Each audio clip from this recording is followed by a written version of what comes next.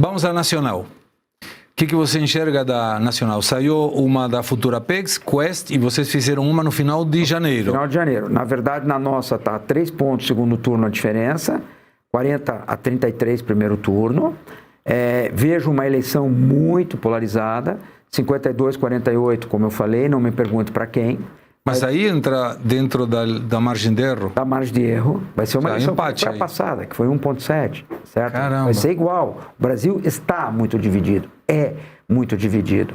Agora, o que eu vejo assim? O imponderável, né? Das últimas 3 eleições, vai acontecer o imponderável, não vai acontecer o imponderável.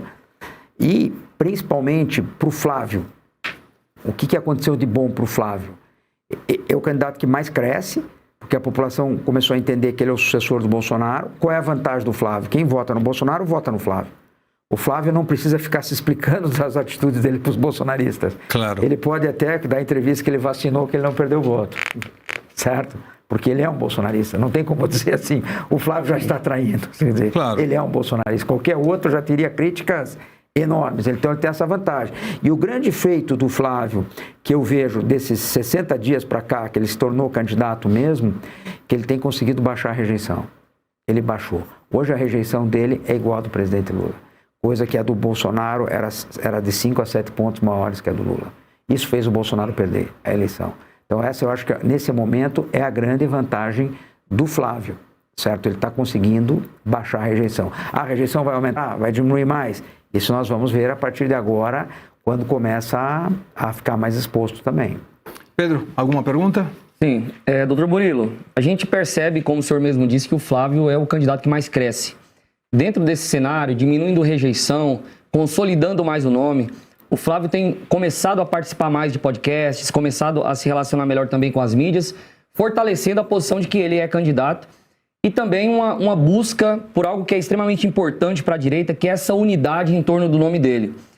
Não só no discurso, como vídeos, né, apaziguando algumas questões que estão acontecendo na direita, quanto também, por exemplo, subindo no palco com o Pablo Marçal, que ganhou muito hate da direita na eleição municipal. Quais são os gargalos assim, que o senhor vê que pode contribuir para ele continuar nesse crescimento exponencial, diminuindo essa rejeição e se tornando cada vez mais viável e competitivo dentro dessa eleição? Olha, ele tem que dialogar. Coisa que assim o Bolsonaro tinha muita dificuldade, dialogar com o centro. E fazer com que seus companheiros mais próximos entendam disso.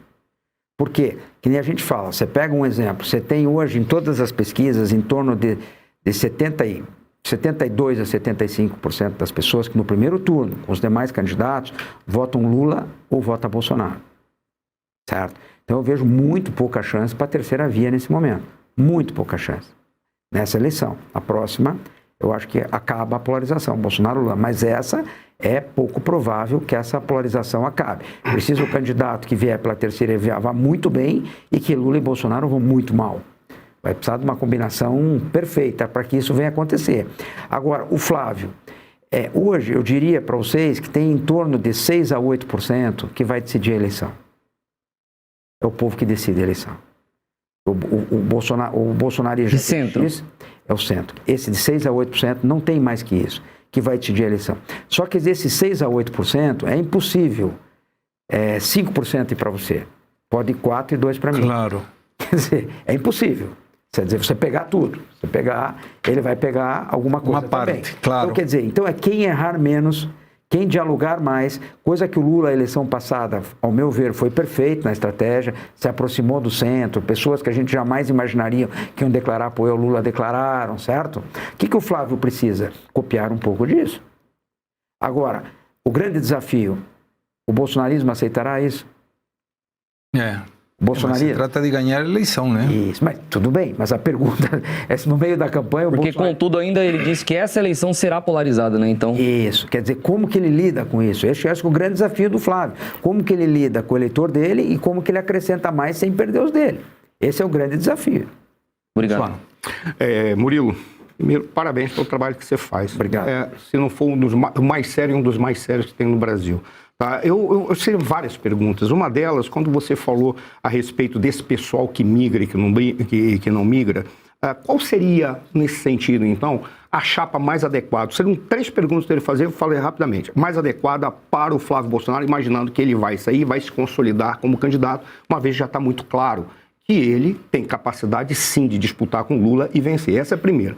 A segunda é uma questão apenas de técnica. Talvez você estou forçando a dar uma consultoria para o Flávio, para o Tarcísio, imaginando que ele vai sair para governador.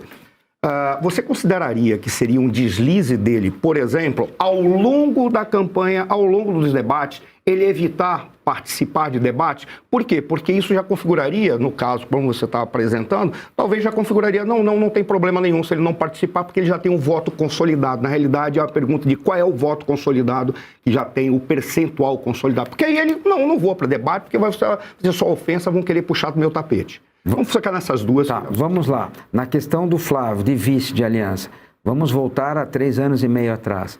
O Lula foi perfeito. Ele foi buscar o Geraldo Alckmin, que parecia um impossível. Parecia um impossível. Totalmente. Quer dizer, ninguém imaginava isso há 5, 6 anos atrás, que o Alckmin seria o vice do Lula. Ele foi buscar algo que acrescentou a ele. O Flávio, ele não pode buscar o mesmo, igual o Jair Bolsonaro fez na eleição dos 18. Claro. Buscou o Braga Neto, que era o mesmo eleitor dele. Ele tinha que ter buscado alguém que acrescentar voto a ele, não trazer o mesmo. Você precisa trazer alguém. Quer dizer, então o primeiro passo que eu vejo para o Flávio, se eu fosse dar um conselho, busca algo que vai acrescentar, não traz o mesmo. O mesmo do mesmo não adianta. Mas aí é centrão. Não tem outra opção. Sim, mas pode trazer um centrão que acrescente. Agora aí, por exemplo, o SEMA tem um caudal de votos em Minas Gerais muito forte. Mas é novo, é um partido novo, não é centrão. Isso pode repercutir, porque aí temos Tarcísio no primeiro quadro eleitoral, São Paulo, SEMA no segundo, Minas Gerais. O Zema seria, ao meu ver, pelo desempenho dele nas pesquisas, por tudo, um vice maravilhoso para o Flávio. Agora basta saber se o Zema aceitaria o desafio. E se o Flávio convida também, né? Também são os dois lados. Só combinar com os russos. Sim, tem que combinar com os outros. Exato. Mas não seria assim, vou falar uma barbaridade, mas o único lugar em todo o Brasil que não tem explicação sociológica, que está na maior merda de todos, e vou falar com clareza, merda, está na merda, é Nordeste, Bahia especificamente. Eu discordo de vocês. Só deixa eu complementar do Tarcísio, do debate que ele me perguntou. É muito difícil. E no debate ele tem que ir, mas ele também não pode ir todo dia em debate.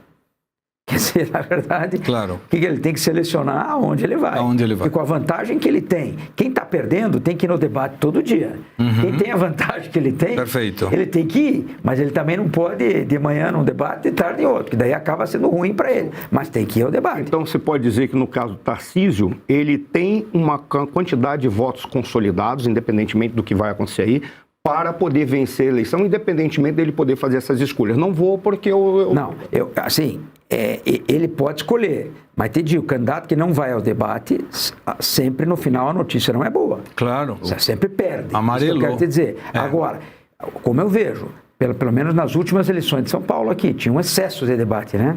Quer dizer, tinha debate... Cadeirada. Cadeirada para todo lado. Quer dizer, você tem que ir em debate, mas você tem que também... Não adianta ir todo dia em debate, né?